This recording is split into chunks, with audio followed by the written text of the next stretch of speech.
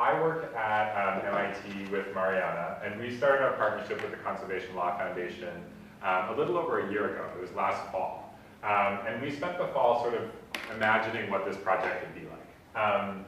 We brought all our partners on board, so we're working in 9 different communities across Massachusetts.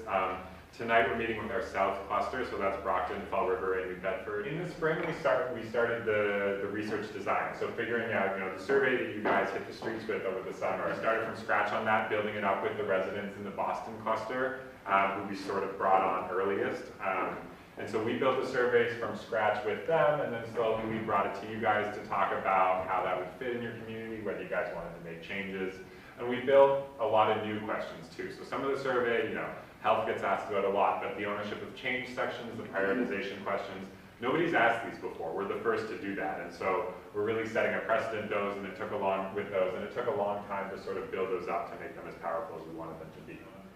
Starting in the summer, we did data gathering in all 9 communities, which was a really big push, and that sort of continued up into this day. This is where we're at now. So we're at the collaborative data analysis phase. We built the survey with the resident researchers, and it's our purpose to analyze the data with the resident researchers as well. So tonight we're going to be learning a lot from you about the directions you want the analysis to take, some of the patterns you're already starting to see, how you want to use the data, and that will sort of inform how we run the numbers on the computers to sort of get you guys what you need to act. And that's the next step, is sharing the findings back with your communities, with your organizations, and using them to act, to sort of create the type of health and the type of development in your communities that you want to see. And we've got ourselves a lot of work as we sort of build a network of communities who are trying to use health to fight for socially just development. The structural equation model, all it is a statistical tool that took variables from the survey, put them on index cards, and literally put them on the table saying, A needs to B. And we took photographs of those. And then all the structural equation modeling is a statistical tool that allows us to recreate that image and then use all the data behind it to say how correlated statistically are the variables that you put next to each other and how strong are those connections. So it's just to see if the pictures that people made with their index cards actually had support statistically from the data. So it was planned.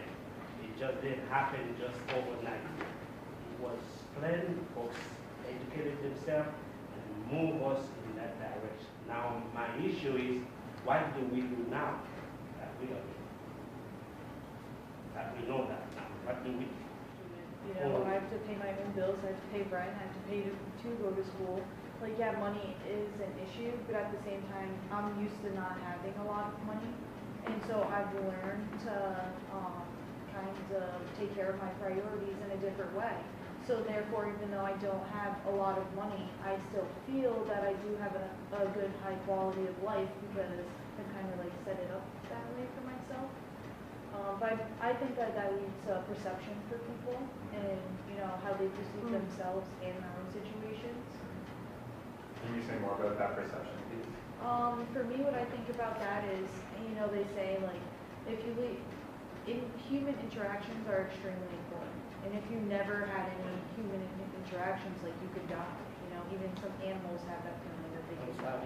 And sometimes not feeling safe in your neighborhood causes you to stay in your house more, and therefore you're developing other psychological issues just from that itself. Even if you do eat a healthy meal every single day, you're getting less sunlight than you should. You're not getting as much of those activities. You might have money in your bank account, but are you really happy?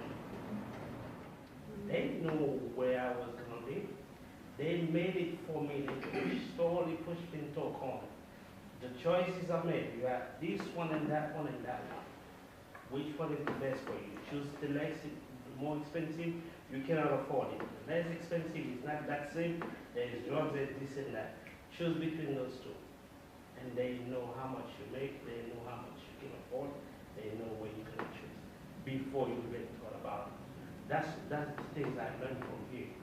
And I'm saying as a society, it looks like, and also I see the issue of race and income. That is there too. Framework called the capabilities approach that basically says justice is people being able to live the life that they want to live. Mm-hmm. And so you guys can look up Amartya Sen. I'll send it.